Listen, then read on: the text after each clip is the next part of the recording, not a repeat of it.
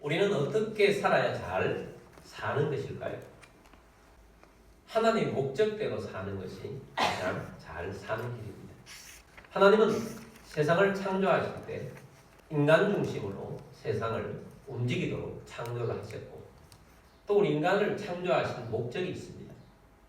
그 목적이 무엇인가? 하나님이 디자인하신 인간의 목적은 무엇인가? 오늘 본문 말씀을 통해서 우리에게 알려주고 있습니다. 이사야 43장 1절 말씀을 다시 보겠습니다. 이 백성은 내가 나를 위하여 지었나니 나를 찬송하게 하려 함이니라. 아멘. 이 백성은, 하나님의 백성들은 내가 나를 위하여, 누구를 위하여? 하나님을 위하여. 하나님께서 하나님을 위하여 지었다라고 했습니다. 그러면 하나님을 위한 존재인데 가장 1번 목적, 최고의 인생의 목적은 뭐냐? 나를 뭐하게 하려 함이니라? 찬송하게 하기로고, 하나님은 우리 인간을 통해서 가장 놀라운 예배를 받기 위해서, 찬송을 받게 하기 위해서 우리 인간을 창조했다는 것입니다. 그래서 우리 인간의 최고의 목적은 무엇이 되어야 하는가? 나를 통하여서 하나님이 영광을 받으시는 것입니다. 내가 최고의 예배자가 되는 것이 가장 잘 사는 길입니다. 우리가 하나님을 최고로 높이고 찬양하는 사람이 되어야 합니다. 여러분, 그런 사람이 되기를 주의 이름으로 축복합니다. 아멘. 우리 예수님을 영접하고 그리스도인이 되었다는 것은 우리 속에 성령님이 들어와 계시다는 것입니다. 성령님이 우리 가운데 오시면 여러 가지 영적인 욕구들을 우리에게 주십니다.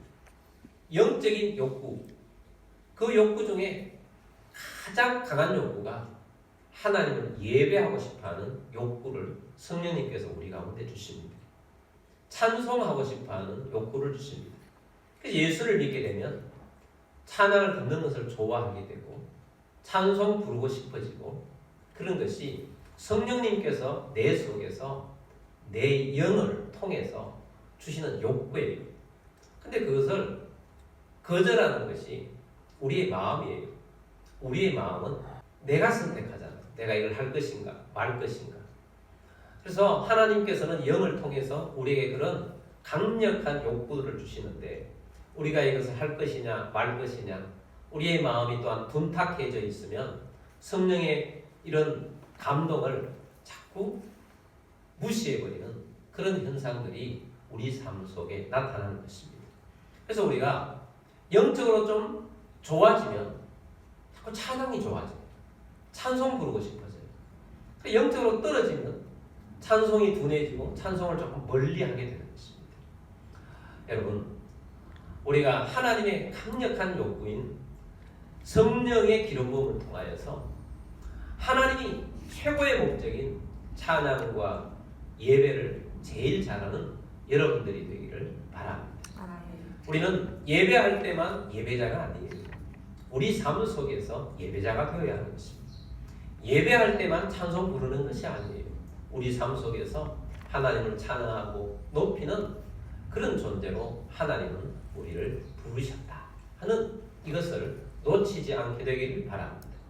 하나님께서 우리를 예배자로 부르셔서 가장 예배를, 찬송을 잘하는 그런 사람이 되기를 원하세요. 자, 그렇다면 우리가 이런 의문이 생길 것입니다. 찬송을 잘 하는 사람은 누구일까? 많은 사람들이 생각하기를 노래에 달란트가 있는 사람, 노래를 잘 부르는 사람이 찬송을 잘하는 사람이라고 생각을 합니다. 어떤 면에서는 맞습니다. 그러나 하나님 보시기에는 그게 옳은 말이 아니에요. 하나님은 중심을 보시는 하나님이세요. 하나님은 내 영 속에서 정말 마음을 다하여 전심을 다하여 찬양하는 사람인가, 그것을 하나님이 보시는 거죠. 인간이 보기에는 저 사람이 노래를 잘하는 사람이니까, 달란트가 있는 사람이니까 찬양을 잘하는 사람이다, 하나님이 기뻐하시겠다. 일면 맞는 말이기도 하지만 그 사람 속에 하나님을 높이고자 하는 마음이 없이 자기의 달란트만 가지고 얼마든지 찬양을 다른 사람 보기에 잘 할 수도 있는 거예요. 그러므로 여러분, 우리가 노래를 잘하는 사람이고 노래를 못해서 멈치고 또 어떤 때는 박치가 되어서 박자가 잘 안 맞게 한다 할지라도 언제나 하나님을 높이고자 하는 예배하고자 하는 그런 사람이 되어야 하는 것입니다. 왜 그렇습니까? 하나님께서 우리의 인생의 제일 목적을 무엇이로 어떤 사람으로 불러주셨어요? 찬송하게 하기 위해서 부르셨기 때문입니다. 그러므로 여러분 그런 사람이 되어야 해요. 근데 이제 우리가 찬양 인도를 한다든지 찬양 앞에서 이렇게 인도하시는 분들은 달란트 있는 사람이 해야 되겠죠. 왜냐하면 하나님께서는 모든 우리의 섬김, 교회 안에서의 섬기나 모든 섬김들을 하나님은 각자에게 맞는 달란트들을 다 주셨어요. 아무도 달란트가 없는 사람이 없습니다. 그 중에 어떤 사람은 찬양의 달란트가 있어서 노래 잘하는 달란트가 있어서 찬양으로 섬기는 거예요. 섬길 때 또 이제 하나님의 역사와 은혜가 예배를 인도하는 중에는 그 사람의 어떤 때는 인도자가 기도하고 많이 해야 되겠지만 또 그렇지 않는다 할지라도 하나님께서 그 사람을 통해서 역사하실 때가 있는 거죠. 하나님 달란트를 주셨기 때문에. 근데 우리 모두가 노래를 잘하든 잘 못하든 상관없이 하나님을 제일로 높이는 예배자, 찬송하는 자, 그런 주의 백성이 되기를 원합니다. 아멘. 여러분 어떤 사람이 멋있는 사람입니다. 세상에서도 보면요, 자기 본업을 잘하는 사람이 멋있는 사람이잖아요. 배우가 연기를 잘하면 멋있게 보여요.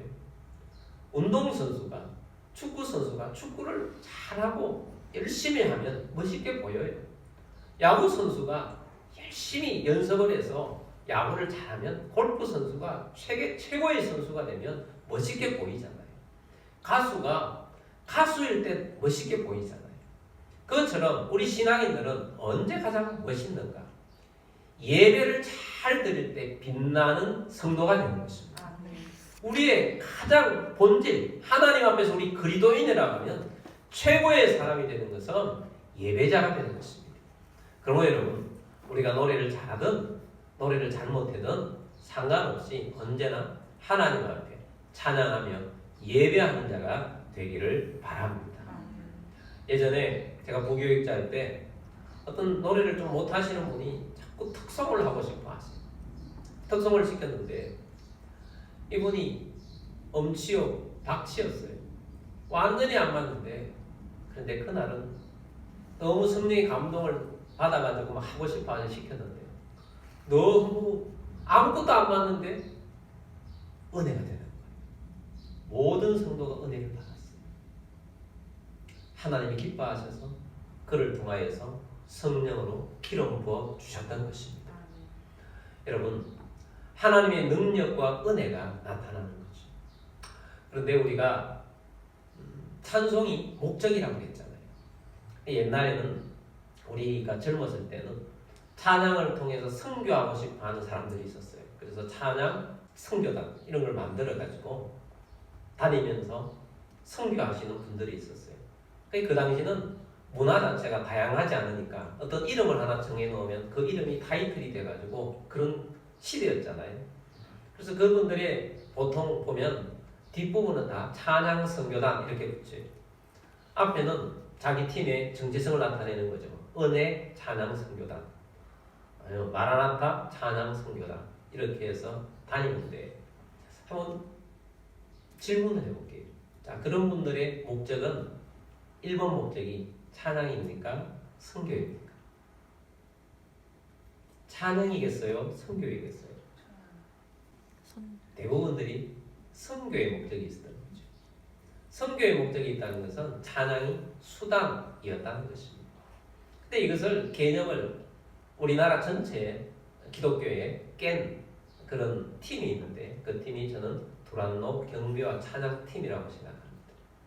도란노 경배와 찬양팀은 팀 자체가 경배와 찬양이잖아요. 1번 목적, 우리의 최고의 목적은 경배하고 찬양하는 것이다 라는 거예요. 하나님만을 온전히 높이는 것이 우리의 목적이라는 거예요. 근데 하나님만을 온전히 높이는데 그 팀이 열심히 전도하고 선교해요. 기도도 열심히 하고. 왜 그러냐? 경배하고 찬양하는 하나님 마음에 드는 사람이 되기 위해서 이렇게 하다 보니까 하나님의 마음이 부어지는데 하나님은 어떤 마음을 부어주시느냐? 영혼을 사랑하고 믿지 않는 자들도 돌아와서 함께 예배하고 하나님을 높이게 하는 그런 마음을 부어주는 거예요. 그래서 그랬더니 우리나라에도 열심히 찬양하는 그런 모임들을 계속 했지만 대만 같은 데도 가고 미국에도 가고 일본에도 갔는데 하나님께서 기름 부어주시니까 제가 대만에서 집회하는 그때 테이프를 보면서 몇 번 봤어요.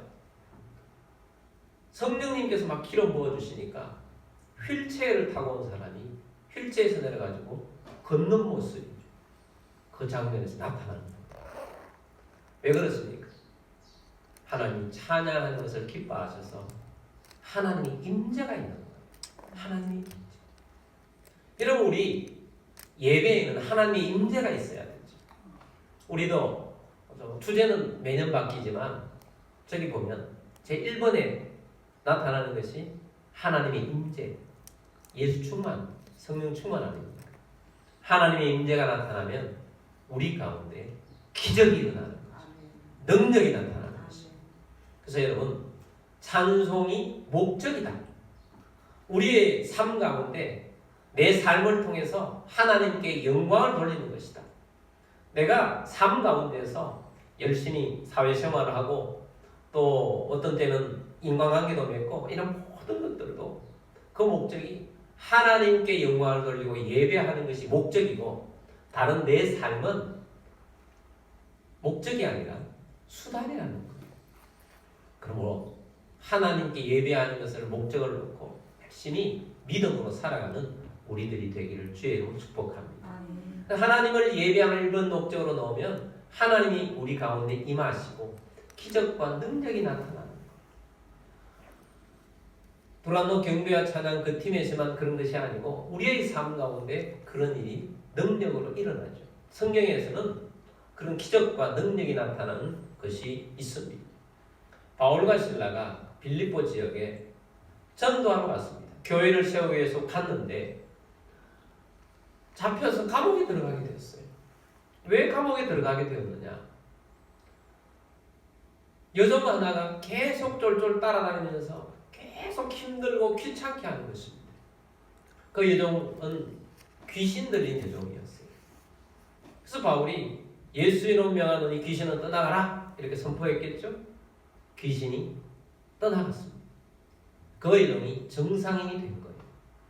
그런데 문제는 이 여종에게 걸려있던 귀신이 들어있던 귀신이 점치는 귀신이었어요. 여러분 귀신도 전공 따라서 귀신이 들리면 거기에 맞춰서 사람이 행동을 하는 거죠. 점집들이 많잖아요. 점집들에도 점치는 귀신들이 들어와서 그것도 여러 가지 종류들이 있어요. 그리고 또 이 귀신들은 계급이 있나 봐요. 높은 계급, 낮은 계급.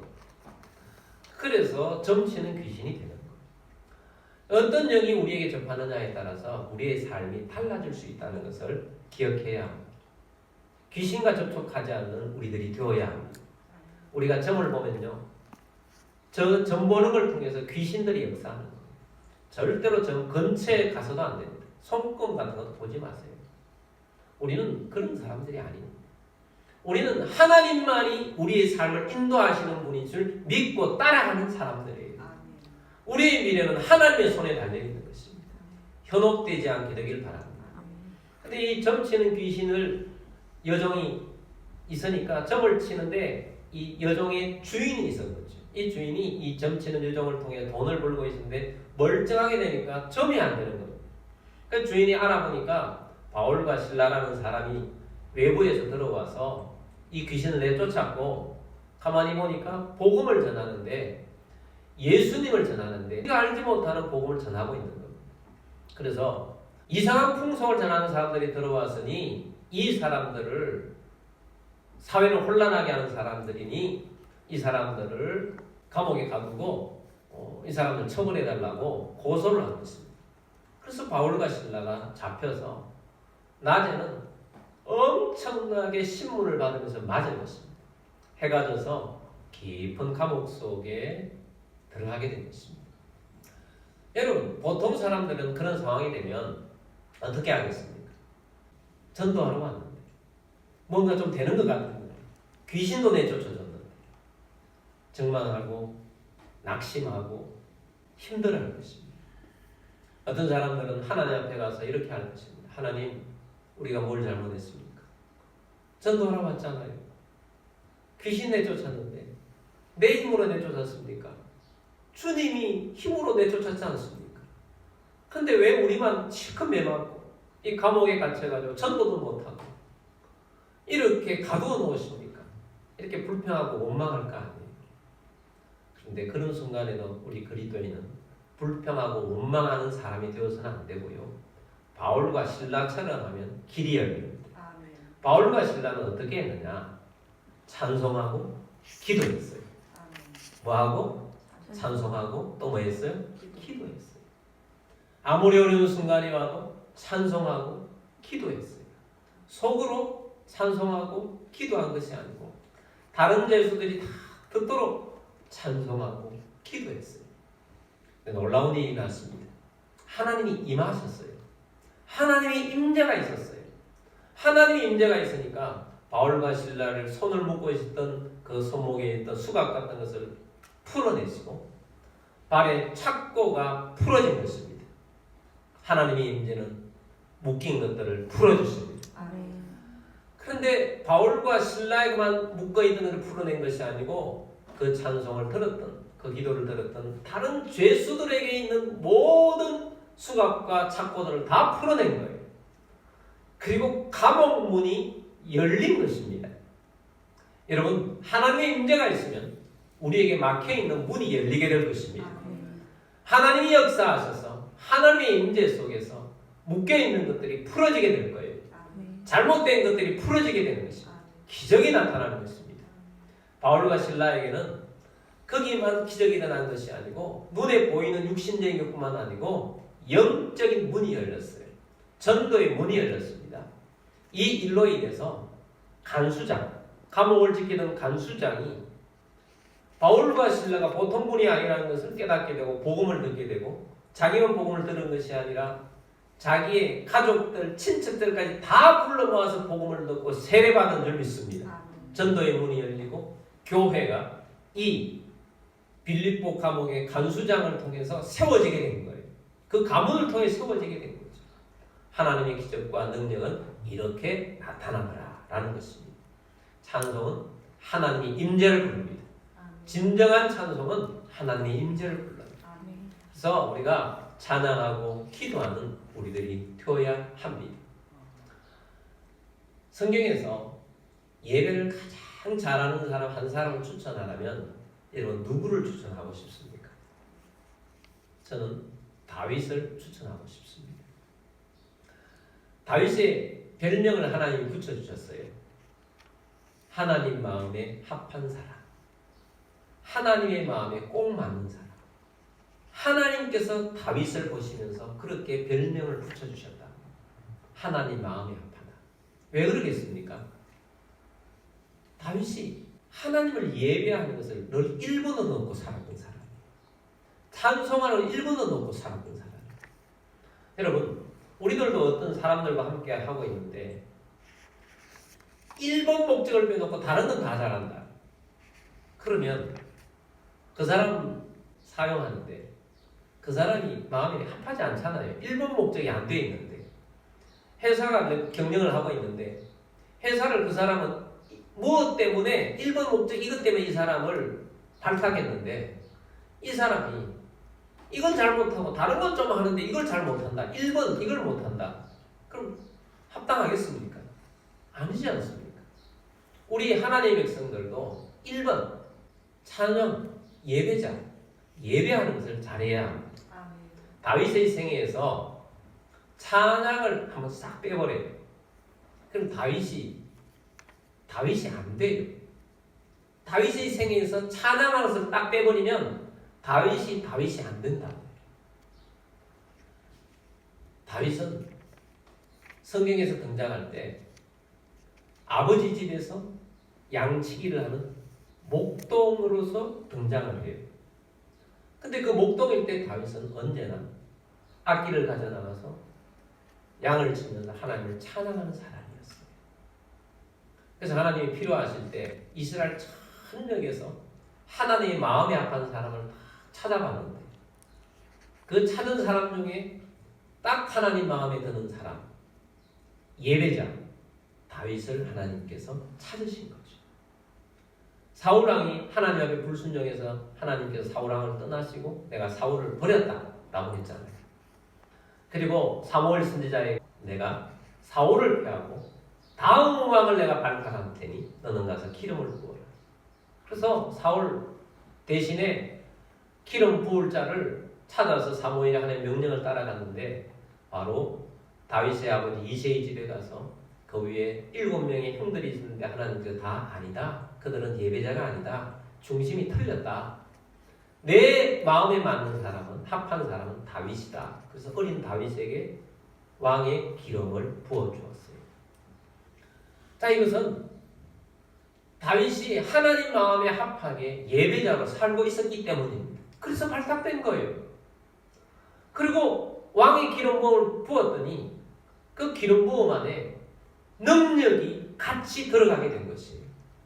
그래서 그때부터 찬양을 하면 기적이 일어나는 거죠. 왕궁에서 사울이 하나님이 떠난 자리에 귀신이 들어와서 정말 어떤 때는 발작을 하면 미친 사람이 되는 거죠. 신하들이 이 사울왕을 보면서 이걸 어떻게 하나? 그래서 참모 회의를 한 것입니다. 그들은 알았습니다. 하나님을 찬양하는 자가 있으면 귀신이 떠나갈 것이다. 알았어요. 그래서 하나님을 잘 찬양하는 자를 찾아서 사울왕 앞에 와서 부르게 하자. 그래서 추천된 최고의 인물이 시골에 있는 다윗 아닙니까? 다윗이 그만큼 하나님의 임재를 부르는 사람이었어요. 찬양하면 하나님의 임재가 있다. 소문이 나는 거죠. 그래서 다윗을 불러서 사울 앞에 가서 찬양을 할 때 사울에게 있던 귀신이 잠시 떠나요. 다윗이 떠나가면 귀신이 또 들어와요. 그런 현상이 나타나게 된 것입니다. 그래서 다윗은 하나님의 마음에 맞도록 전심을 다해서 찬양했기 때문에 다윗의 찬양에는 언제나 하나님의 임재가 있었던 것입니다. 다윗은 일평생도록 하나님을 찬양하고 높였던 사람이에요. 근데 찬양은 일반적으로 우리가 즐거우면 찬양한다. 하나님 영적으로 은혜를 주시면 찬양한다. 이렇게 생각합니다. 성경에도 그렇게 요구한 구절이 있어요. 야고보서 5장 13절 말씀 보면 너희 중에 고난당하는 자가 있느냐 그는 기도할 것이요 즐거워하는 자가 있느냐 그는 찬송할지니라. 고난당하면 기도 자리에 나가고 즐거우면 찬송하라. 이거 일반적이잖아요. 그런데 내가 고난하면 찬송을 부를 수 없습니까? 내가 억울하면 너무 고통스러운 찬송을 부를 수 없습니까? 찬송 중에는 다양한 찬송이 있잖아요. 우리 넓게 봐서 좀 CCM이라고 하죠. 기독교 음악 CCM. 그 안에는 찬송가도 있고요. 하나님 높이는 찬송가, 복음을 전하는 복음송도 있고요. 그런데 그 가운데는 기도 찬양이 있어요. 기도 찬양을 곡조 있는 기도 이렇게 부르잖아요. 곡조 있는 기도. 곡조가 들어있는 기도다라는 거예요.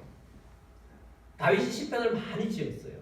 시편은 1150편인데 그 중에 다윗의 시라고 타이틀 안에 붙어있는 시편이 73편이에요. 절반 조금 안 되지만 제가 좀 2달에 한 번씩 성경을 일독을 하는데 성경을 일독을 하다 보니까 막 이제 좀 빨리 읽는 편이에요. 시편을 읽을 때 다윗의 시 이걸 안 보고 그냥 막 읽어 나가는데 아 이건 다윗의 시구나 하고 다시 보면 다윗의 시가 틀림없어요. 왜 그러냐? 다윗은 즐거울 때만 시를 지어 사람을 높인 게 아니에요. 다윗의 시편을 보면 다 괴로울 때 시를 지었어요. 기도문이 너무 억울하고 배신을 당하고 너무 고통스럽고 홀로 남았을 때 시를 지어요. 그리고 시편은 150편 전체가 사실은 다 곡조가 있었던 거죠. 그 당시 음표 만드는 법이 없어가지고 다 없고 그냥 작사만 남아있는 거잖아요. 시편이라는 게 작사만. 자기의 어려움과 고통 이러한 것들을 다 토로하면서 하나님 앞에 나아가서 찬양하고 예배하는 것이 시편이었다라는 것입니다. 여러분, 찬양하면 우리가 먼저 힘을 얻어요. 위로를 얻고 힘을 얻고 다시 일어설 수가 있어요. 어떤 교회에서 자녀를 잃어버렸어요. 목사님도 마음이 아픈데 그 부모의 마음은 어떻겠습니까? 목사님이 그 잃어버린 그것도 가슴이 아프지만 그 영혼이 실족하여서 넘어질까 봐 얼마나 마음이 아픈지 함부로 말할 수도 없고, 그런데 그 다음날 새벽 기도에 그분이 나왔더라는 거예요. 얼마나 그래도 좀 목사님도 위로가 돼서 나와 있는 거 보니까 그리고 말씀을 전했는데 또 말씀 끝나고 기도를 같이 쭉 하는데 끝까지 남아서 그분이 기도를 하고 있다. 나중에 보니까 찬양을 조용하게 부릅니다. 천국에서 만나보자 그날 아침 거기서 순례자여 예비하라 넘어지지 않도록 만나보자 거기 베는 저 천국 문에서 만나보자 그날 아침 그 문에서 만나자. 사실은 천국을 소망하는 것이 기쁨도 되어야 되지만 그런 순간에는 정말 아픔이죠. 그렇지만 그 찬양을 통해 가지고 부르면서 힘을 얻고 천국을 소망하면서 다시 일어서면서 예수님을 통해서 일어서면서 그렇게 나아가더라는 것입니다. 그런 어려운 중에도 찬송을 통해서 힘을 얻고 다시 일어서서 나아갈 수 있는 힘을 주시는 거예요. 우리가 찬양도 보면요, 우리 한국교회 전체를 이렇게 하나님께 성령으로 기름 부으시는 그런 찬양들이 있더라고요. 그러니까 시대별로 찬양이 쭉, 이 시대는 이런 찬양, 시대는 이런 찬양 계속해서 업그레이드가 되고 업그레이드가 되는데, 시편에서도 보면 새 노래로 여호와를 찬양하라 이런 말씀도 있잖아요. 새 노래로 여호와를 찬양할 때 참 은혜가 될 때도 있어요. 근데 우리나라 전체에 찬양에 기름 부으시는 그런 찬양도 있지만 또 어떤 경우에는 여러분 개개인에게 하나님 주시는 찬양들이 있어요. 그 찬양을 또 혼자 부르고 어떤 때는 기도하면서 부르고, 저 그렇게 하지 않습니다. 저 때마다 하나님께서 계속해서 부르게 하시는 찬양들이 있어요. 그 찬양들 중에는 기도 자리에 나가서 먼저 찬양할 때 좀 복잡하지 않고 단순한 찬양들이 내게 힘을 줄 때가 있어요. 그 중에 하나가 오늘 처음에 불렀던 찬양하라 내 영혼아 찬양하라 내 영혼아 이렇게 부르고 계속 부르다가 기도하면 하나님의 임재 속에 나아갈 때가 많다는 것을 저는 경험해 보았습니다. 그리고 또 아버지 사랑합니다. 아버지 경배합니다. 이 찬양을 할 때 막 부르면서 하나님 앞에 나아간 적도 있고, 보혈을 지나 하나님 품으로 보혈을 지나 아버지 품으로 이 찬양을 많이 부를 때가 있었어요. 제가 정말 예전부터 많이 불렀던 찬양이 하나 있는데, 산기도로 가거나 어디에서든지 이 찬양을 부르면 그렇게 위로가 되고 힘을 줘요. 너의 하나님 여호와가 너의 가운데 계시니 그는 구원을 베푸실 전능자시라.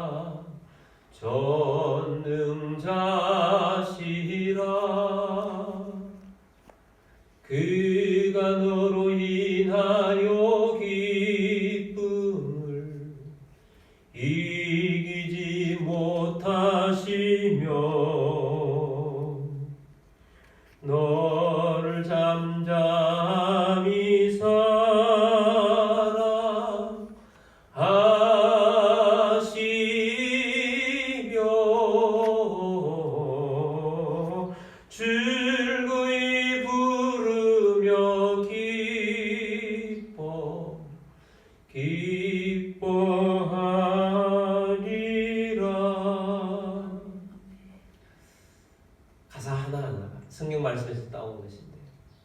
나를 보면서 얼마나 기뻐하시는 그 모습이 그려지면서 주님 앞으로 주님 임재 속에 들어가게 되더라고요.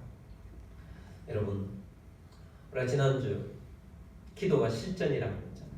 기도 속으로 들어가는데 기도에 더 깊이 들어가기 위해서는 하나님의 임재가 있어야 합니다. 하나님의 임재가 있게 하기 위해서 여러분에게 하나님이 기름 부으시는 찬양을 부르면서 나아가게 되기를 원합니다.